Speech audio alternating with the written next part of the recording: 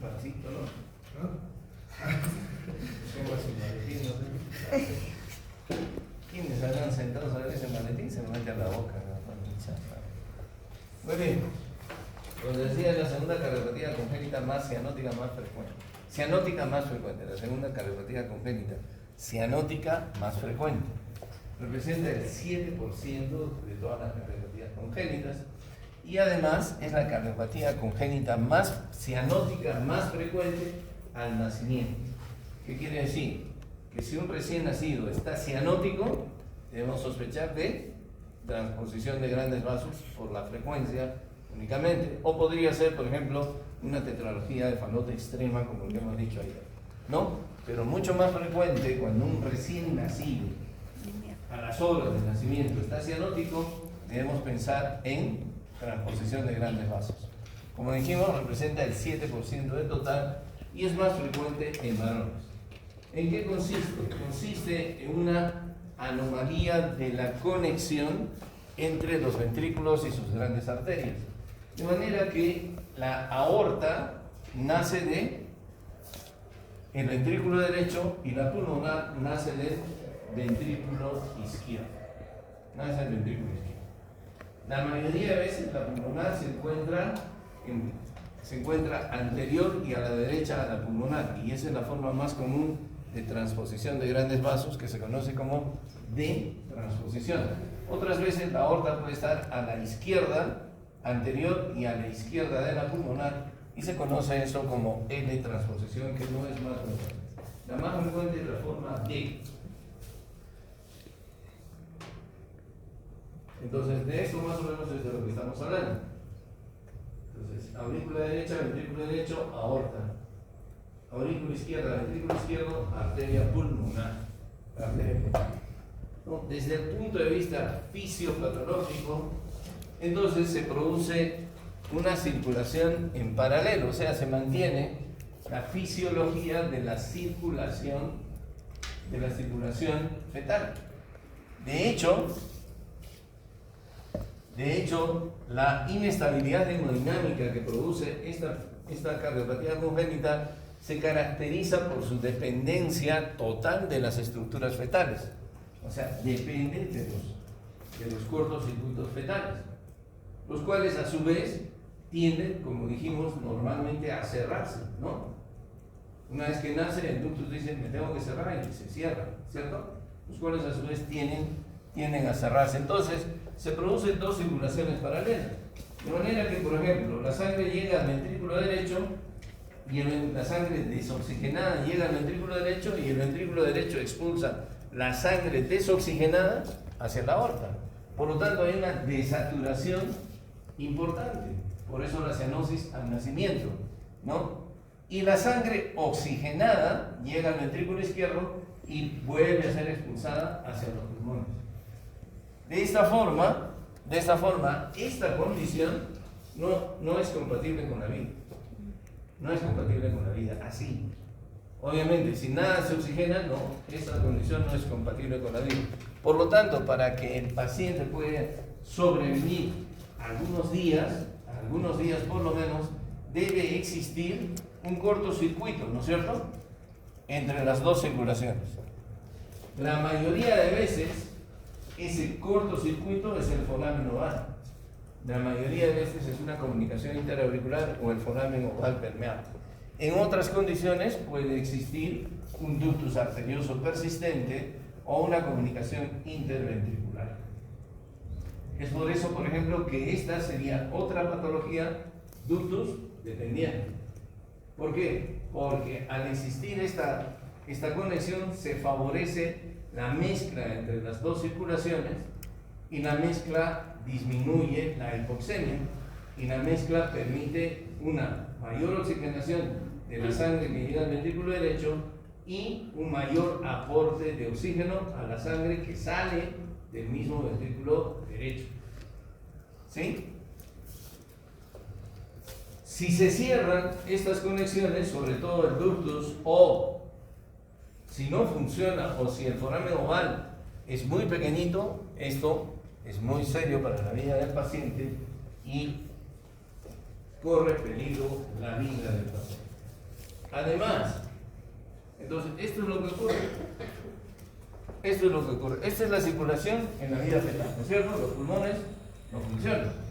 Todo es en base a cortocircuitos y entonces existe una circulación en paralelo.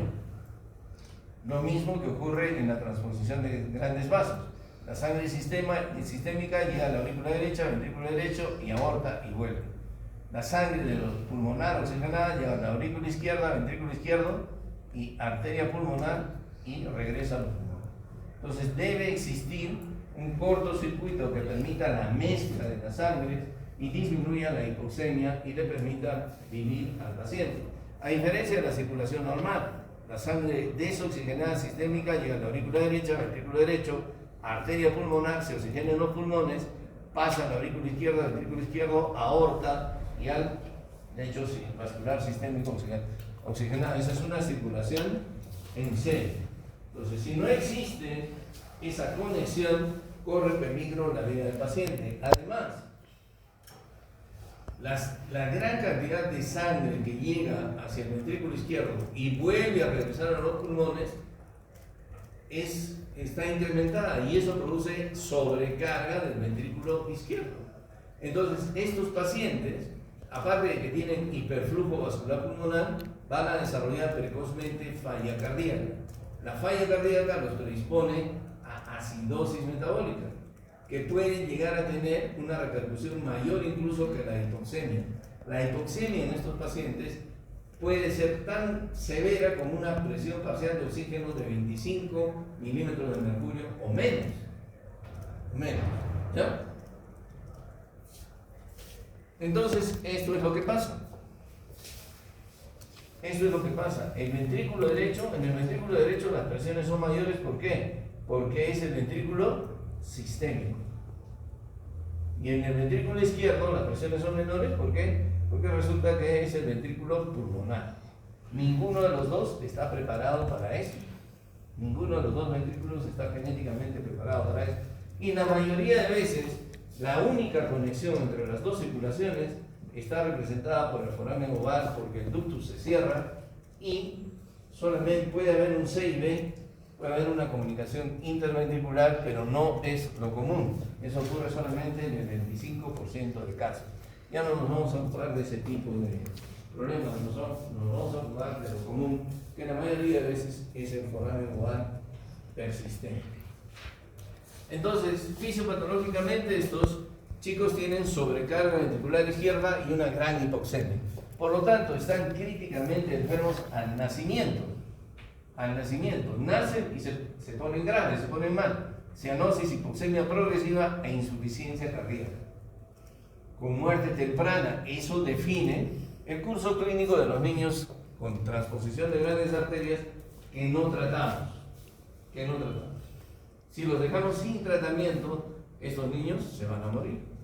Definitivamente se van a morir. ¿Ya? La cianosis al nacimiento empeora cuando se cierra el ductus. Y el ductus se va a cerrar. ¿Por qué se va a cerrar? Porque es su natural evolución. Es la naturaleza del ductus cerrarse. Como les dije, la tasa de la presión parcial de oxígeno puede ser de 25 milímetros o incluso menos. Como es falla cardíaca, estos niños presentan sudoración, dificultad para alimentarse, aparte de la cianosis, sudoración, dificultad para alimentarse, que son signos de insuficiencia cardíaca, tienen hepatomegalia, debido a que hiperventilan, tienen el diámetro antero-posterior del tórax incrementado, todos los signos de insuficiencia cardíaca, además de la cianosis. ¿No? Tienen acidosis e hipotermia. La acidosis y la hipotermia está inducida por la falla cardíaca y la hipoxemia, ya sabemos por qué se produce. Ya dijimos que hay un aumento del diámetro antero-posterior, hepatomegalia, etc. El segundo ruido, el primer ruido es normal, pero el segundo ruido suele ser fuerte y único. ¿Por qué? ¿Por qué creen que es fuerte y único? Porque la aorta es anterior. Normalmente la pulmonar debería ser la anterior, pero la aorta es anterior y la aorta está enfrentada a la presión arterial sistémica, ¿no es cierto? El segundo ruido entonces es fuerte y generalmente único. Y como les manifesté en otras clases anteriores, Hay cardiopatías congénitas, serias, severas, graves, que no tienen soplos. Y estos pacientes, en la mayoría de los casos, no hay soplos importantes. El paciente está severamente enfermo y no hay soplo. Tiene insuficiencia cardíaca y no hay soplo. Tiene cianosis y no hay soplo. Tiene acidosis metabólica e hipotermia. Entonces, es un paciente críticamente enfermo. Por lo tanto, tenemos que pensar en ese diagnóstico y se tiene que hacer el diagnóstico precozmente, ¿no? El electrocardiograma no suele aportar mayor información para el diagnóstico, ¿no?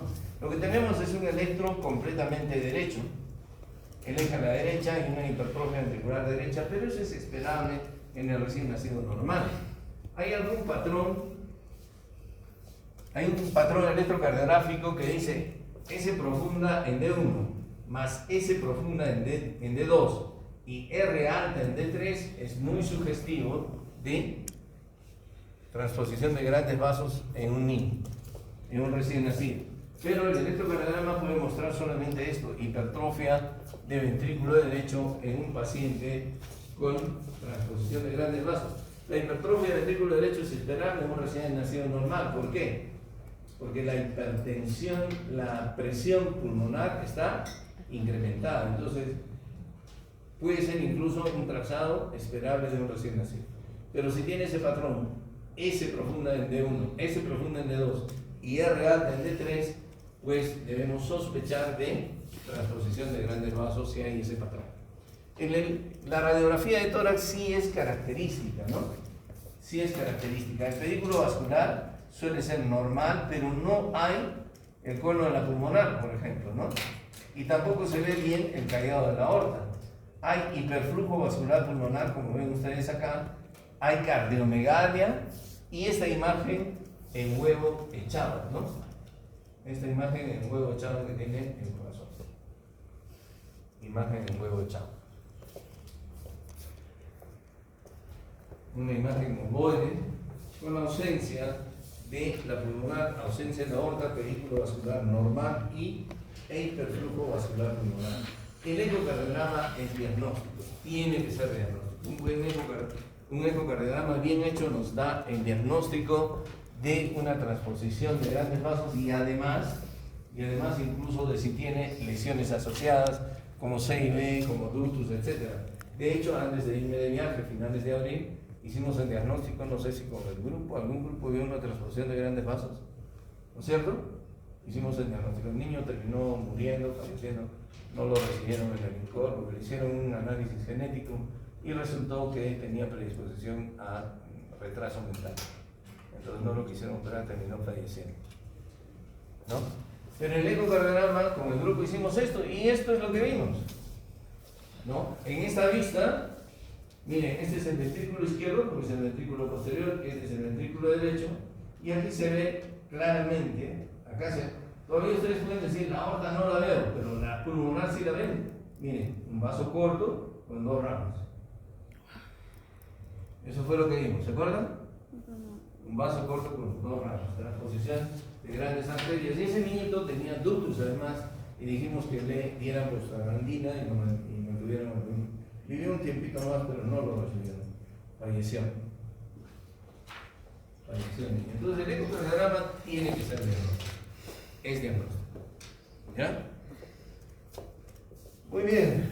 El pronóstico: sin tratamiento fallecen el 90%. Al año no llegan los que solamente tienen foramen nodal permeable. Al año pueden llegar aquellos que tienen CIB además, comunicación interventricular. Pero al año ni al mes llegan, a las 2 semanas, como en el caso de este niño, si solamente tiene foramen nodal, fallece.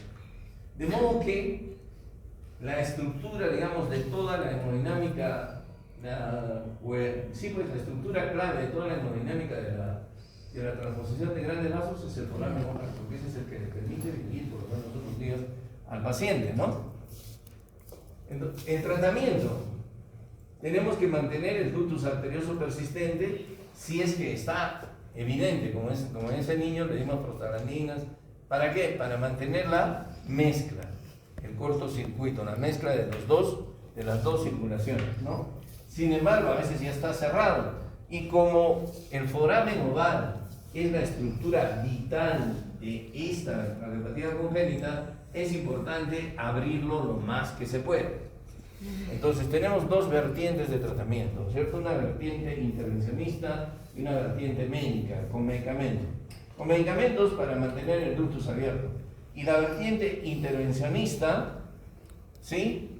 Para abrir el foramen oval. Es decir, crear una comunicación interauricular. Este procedimiento se llama atrioseptostomía de Rashkin. Rashkin es el médico que inventó esto, ¿no es cierto? Y atrioseptostomía significa agrandar. Eso lo hemos hecho una vez, lo hicimos acá en el Cusco, no lo hacen a cada rato en Lima, pero una vez lo hicimos acá en el Cusco hace varios años. No nosotros, vinieron del INCOR, nosotros apoyamos con la ecografía. Y consiste en meter un catéter, aquí sí, ¿no es cierto? Se mete, imagínense, es un ratoncito, y por la vena se le mete el catéter bien delgadito, y ese catéter tiene en la punta un balón inflable. Entonces se pasa a través del foramen oval, ¿no? El catéter, como tiene en la punta un balón inflable, se llena de, este balón no se llena de aire, sino se llena de cloruro de sodio, de líquido, y luego se jala el balón. Y se jala ahí, se rasga. Parece fácil, porque uno dice, ay, neonatito, es suavecito. No, es bien duro el septo interauricular. Bien duro, parece fácil. Pero se logra rasgar. Y cuando se amplía la comunicación interauricular, se rasga, inmediatamente mejora la saturación de oxígeno. Disminuye la hipoxemia. Y eso le permite vivir al paciente los días suficientes como para ser intervenido. Ayer les dije que es muy difícil intervenir estos chiquitos que son una alita de pollo, ¿no es cierto? Estos niños tienen que intervenirse dentro de los 15 días. Ahí está la magia de los cirujanos vasculares, ¿no? Este es en el dibujito y esto es en la vida real. Aquí está el balón que ya ha sido retirado de la aurícula derecha, ¿no? Tremendo balón, miren. Eso se rasga y mejora. Esto es un procedimiento, entonces, tanto el tratamiento con prostaglandinas para abrir el ductus, como este procedimiento es un procedimiento paliativo.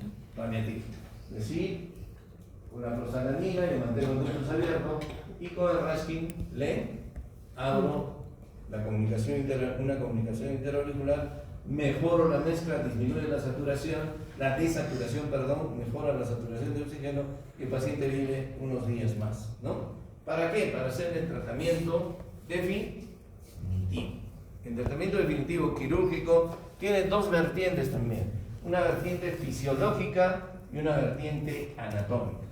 La vertiente fisiológica, ¿qué significa? Que por cirugía se corrige la dirección del flujo. Por cirugía se hace una conexión entre aurícula derecha y ventrículo izquierdo, y entre aurícula izquierda y ventrículo derecho, ¿sí? Entonces se corrige la dirección.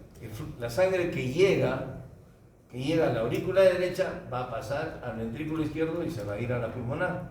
Y la sangre que llega a la aurícula izquierda va a pasar al ventrículo derecho y se va a ir hacia la aorta.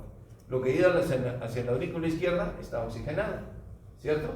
Y lo que llega a la aurícula derecha está desoxigenado. Entonces se corrige fisiológicamente el flujo.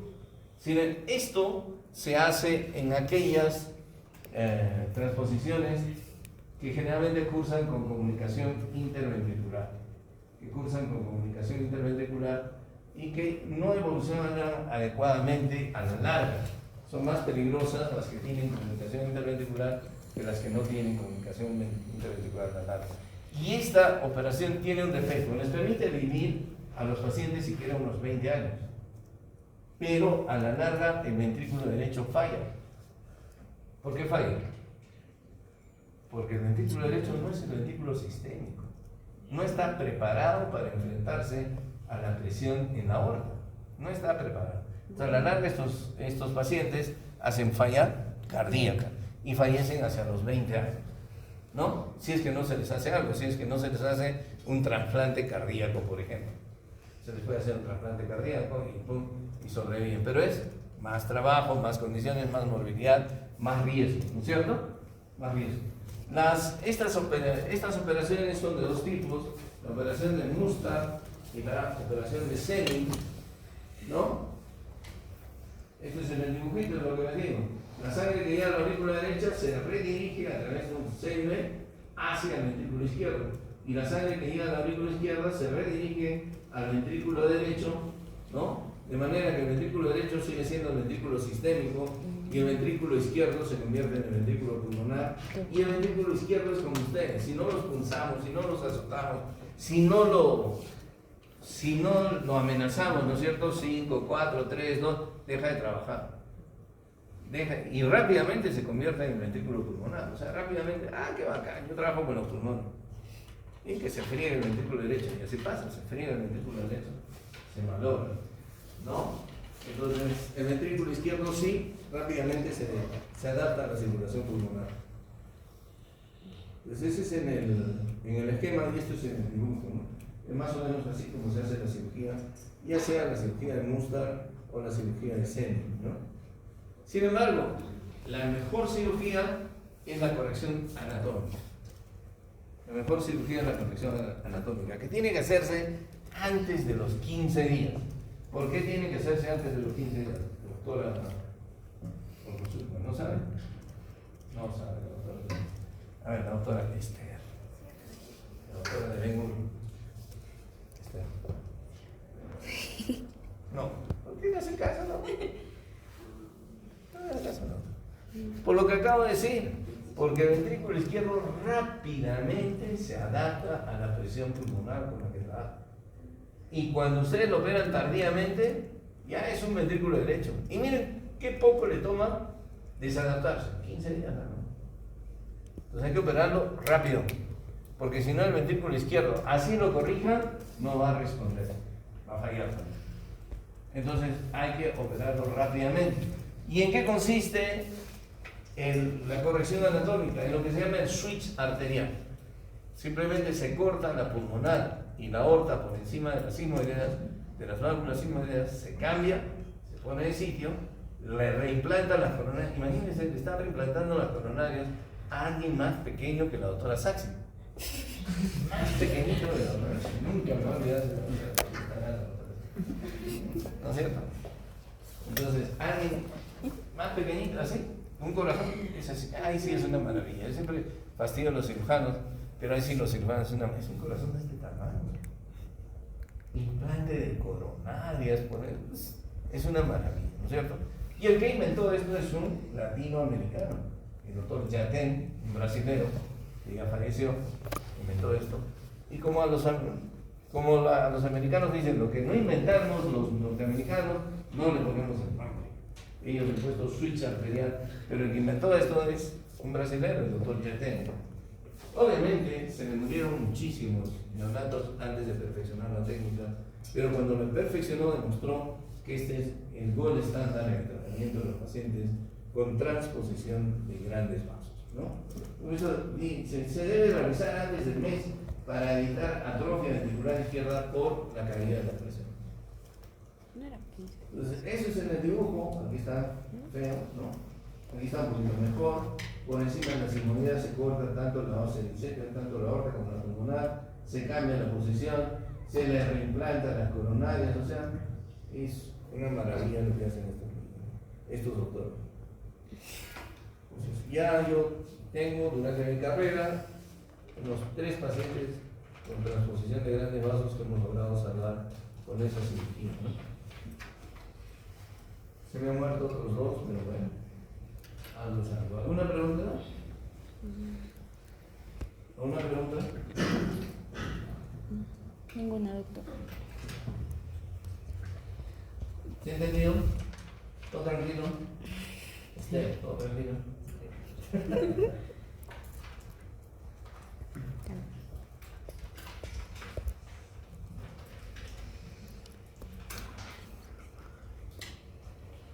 Así que... Ok, entonces hablemos de arritmias, empecemos a hablar de arritmias.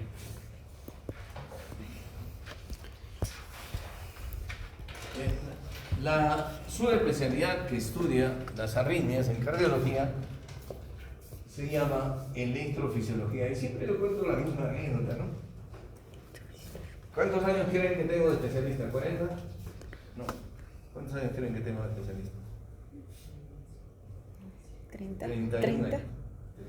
O sea, que yo salí en 1994 de cardiólogo. A mí cuando llegué creían que era interno, pero no importa. Entonces salí de cardiólogo en 1994. Y cuando salí de cardiólogo, yo decía que era lo máximo. ¿Por qué? Porque la cardiología se consideraba una subespecialidad. El tiempo, como digo también, me he ido convirtiendo en un humilde cardiólogo general o cardiólogo clínico. Me he ido convirtiendo, ¿por qué? Después de años de salir, salieron subespecialidades. Salieron cardiólogos que solamente hacían insuficiencia cardíaca, cardiólogos que solamente hacen hipertensión arterial, cardiólogos que solo hacen cardiopatías congénitas, cardiólogos que solamente hacen unidad de cuidados coronarios, cardiólogos que solamente hacen stents, o sea, se meten a las coronarias, después nada más se ocupan de eso, y cardiólogos que tratan, estudian las arritmias. Claro que eso puede resultar, lo mío es útil, también en el INCOR también trabajan cardiólogos clínicos, de hecho son los que hacen el triaje especializado para ver qué especialidad nos ve a nosotros, ¿no es cierto? ¿Por qué? Porque resulta que, por ejemplo, cuando yo trabajé con un arritmólogo, que fue el presidente de la Sociedad de Cardiología en la gestión pasada, venía el paciente y le decía, doctor, yo tengo ya muy bien, le veía su arritmia. Doctor, pero además soy hipertenso. A mí no me preguntes eso, hijita. Yo no sé nada de eso. Habla con tu cardiólogo.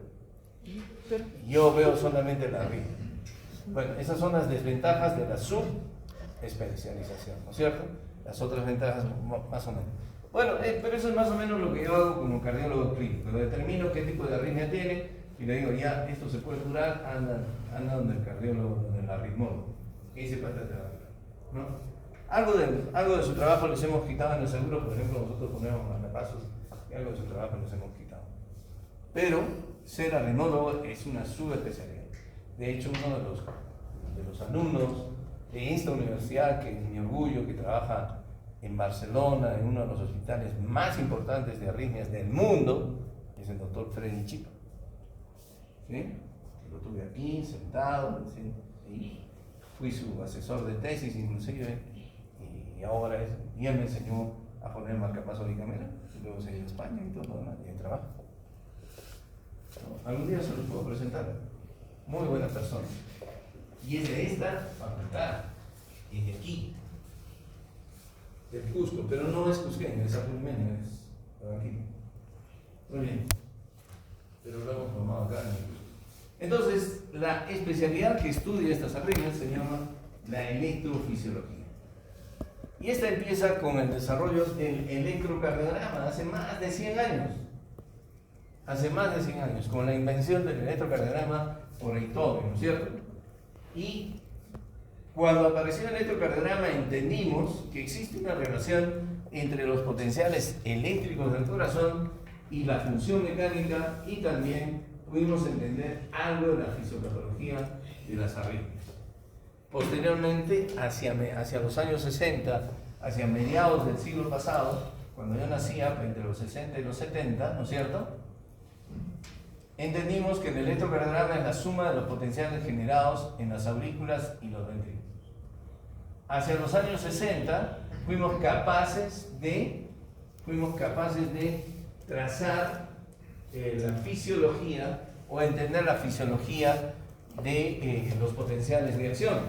Y ahí nació la posibilidad de hacer el trazado de los potenciales intracavitarios, ¿no? Intracavitarios.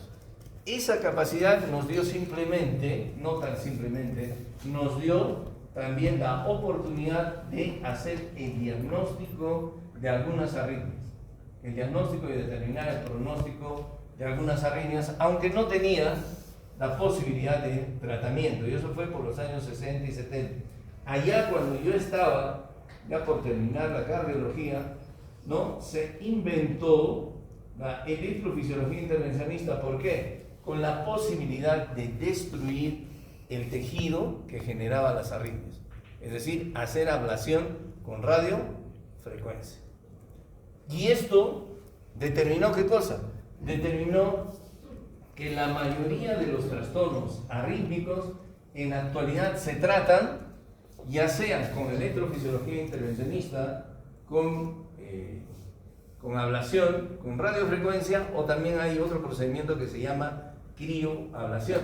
De hecho, la crioablación es más fácil, menos riesgosa que la ablación con radiofrecuencia, pero no la tenemos en el país, en otros sitios sí utilizan. Lo cierto es que la ablación se puede hacer con frío extremo o con calor extremo, ¿no? La crioablación es bastante más segura y con menos complicaciones, pero no la tenemos en el país. Entonces, muchas de las arritmias ahorita se tratan de forma intervencionista y otras mediante el uso de dispositivos intracardíacos, como les dije, el implante marcapaso o el implante de ¿qué? El desfibrilador. ¿Por qué? Porque los fármacos antiarrítmicos, el uso crónico de fármacos antiarrítmicos no ha demostrado mejoría en la sobrevida. El uso crónico de fármacos antiarrítmicos no ha demostrado ninguna utilidad en la sobrevida de los pacientes. Al contrario, no hay fármaco antiarrítmico que no tenga efecto proarrítmico. Y aparte de que tienen efecto inotrópico, negativo, etc. El uso de los fármacos antiarrítmicos, sobre todo el uso crónico para controlar algunas arritmias, tiene muchos inconvenientes. Tiene muchos inconvenientes. ¿No es cierto? Por eso, en la actualidad, el tratamiento de las arritmias está más orientado a la electrofisiología intervencionista y al uso de dispositivos intracardíacos, ¿no? Este señor es Beethoven, el que inventó el electrocardiógrafo. Este es su primer electrocardiógrafo. Imagínense, ahora los electrocardiógrafos son de este tamañito, ¿no es cierto? Pero este es el primer electrocardiógrafo, con su patita en el bande y todo. Muy bien.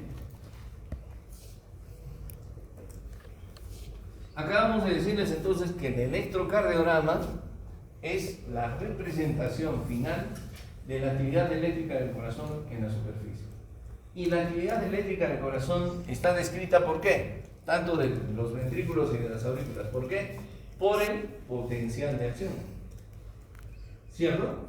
Son los potenciales de acción los que finalmente determinan la actividad eléctrica del corazón. De hecho, el potencial de acción, todo el potencial de acción, todas sus fases están representadas en el electrocardiograma. Sabemos nosotros que el potencial de acción tiene 5 fases, ¿cierto? La fase 0, que es la despolarización, la fase 1, 2 y 3, inicio de la repolarización, y la fase 4, el estado de reposo. Inicio y final de la repolarización y el estado de reposo, con los diferentes movimientos iónicos que ocurren en la fase 0, ¿no es cierto? En la fase 0 ocurre entrada de sodio fundamentalmente en la célula muscular, tanto ventricular como auricular. En la repolarización se produce movimiento fundamentalmente de potasio, ¿sí? Y en la fase de reposo se produce fundamentalmente intercambio de sodio y potasio hasta alcanzar el estado de reposo. El calcio interviene también en la fase 0, pero no en las células miocárdicas,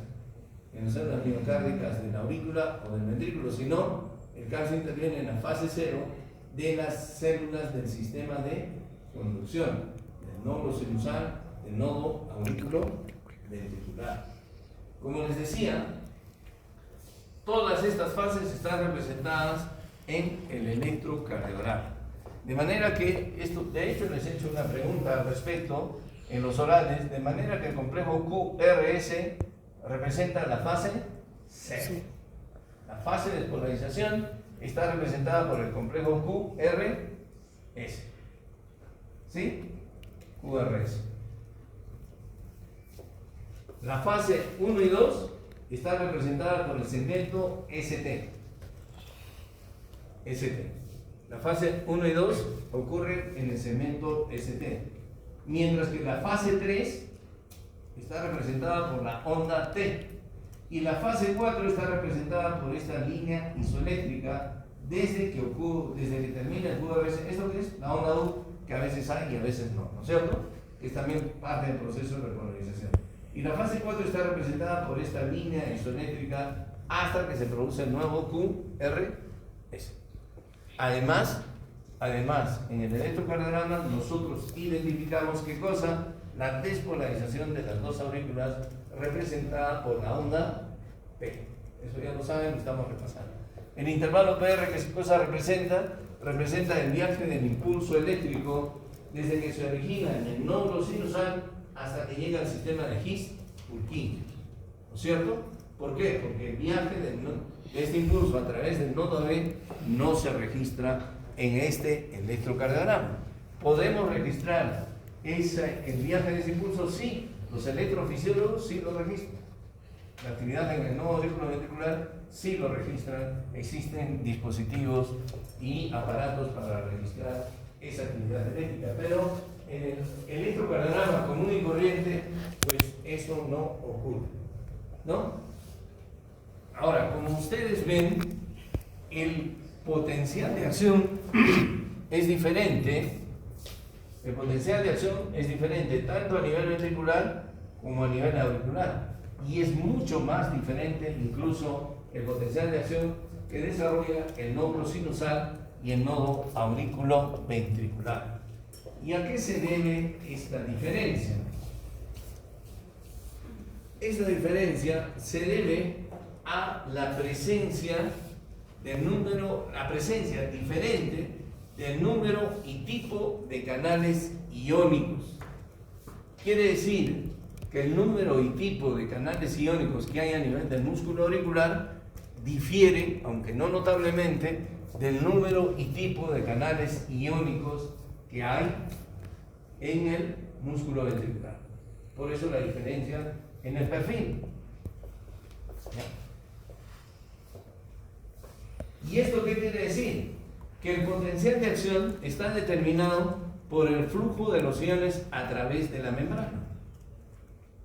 Y el flujo de los iones, diferentes iones, sodio, potasio, calcio, especialmente a través de la membrana, se hace a través de estos canales iónicos. ¿Qué quiere decir? Quiere decir que el número y tipo de canales iónicos a nivel del músculo auricular no es exactamente igual que el número y tipo de canales iónicos que hay a nivel ventricular, ni tampoco es exactamente igual que el número y tipo de canales iónicos que hay a nivel del nódulo sinusal o del nodo auriculoventricular o del sistema de His-Purkinje. Entonces, como les acabo de decir, el movimiento de los iones ocurre a través de estos canales iónicos. Pero ese movimiento de estos iones no es errático, no es desordenado como algunos de ustedes, no es informal como algunos de ustedes, ¿no? Ese movimiento iónico es un movimiento ordenado, secuencial y cuidadoso. Y ese movimiento ordenado, secuencial y cuidadoso a través de estos canales se da en base a la apertura y cierre de estos canales. Y esta apertura y cierre de estos canales también es ordenada y cuidadosa, secuencial. ¿Está claro? Ahora, la apertura y cierre de los canales iónicos se da en base a diferentes estímulos. Fundamentalmente en base a tres estímulos. Uno, las variaciones del potencial de acción. O sea, se da en base, se abren, son canales, en la mayoría de casos, voltaje dependientes. Por eso se dice, en base a la variación de voltaje, son voltaje dependientes. ¿Ya? Dos, se da en base a la unión a ligandos. Unión a ligandos, es decir, se pueden unir a diferentes moléculas y abrirse de acuerdo a su unión. La unión a X molécula determinará la apertura de X canal. ¿Sí? Se da en base en su unión a ligandos y se da en base a la deformación de la célula. El estiramiento de la célula ocasiona la apertura de determinados canales. El principal estímulo es la variación del voltaje. La variación del voltaje.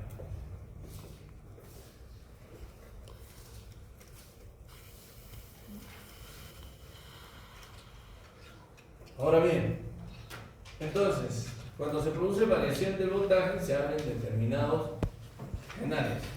Cuando se produce, se abren determinados canales. Y los iones van a circular en uno u otro sentido, hacia afuera o hacia adentro de la célula. Entonces, varias cosas determinan que el ion sea transportado hacia adentro o hacia afuera de la célula. Uno de estos factores que determina que sean transportados en uno u otro sentido es su gradiente electroquímico. Eso es sencillo, ¿no es cierto? Si hay mayor cantidad de iones afuera, cuando se abre el canal para ese ion, porque hay un canal para el sodio, por ejemplo, el sodio va a entrar. ¿Por qué? Porque va a circular en favor de su gradiente electroquímico. ¿Por qué? Porque el sodio es el principal ion extracelular. Muy bien.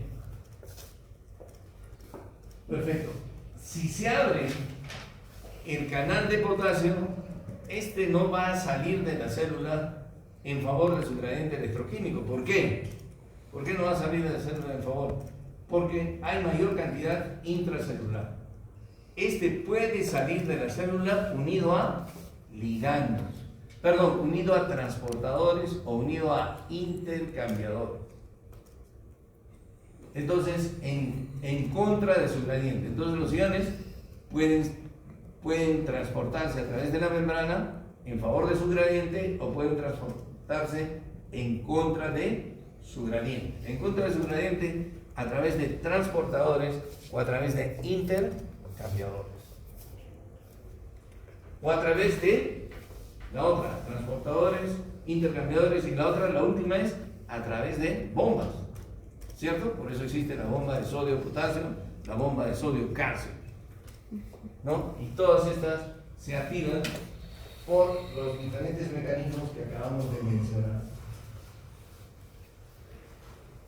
Ahora, existen canales, los canales son específicos para cada ion.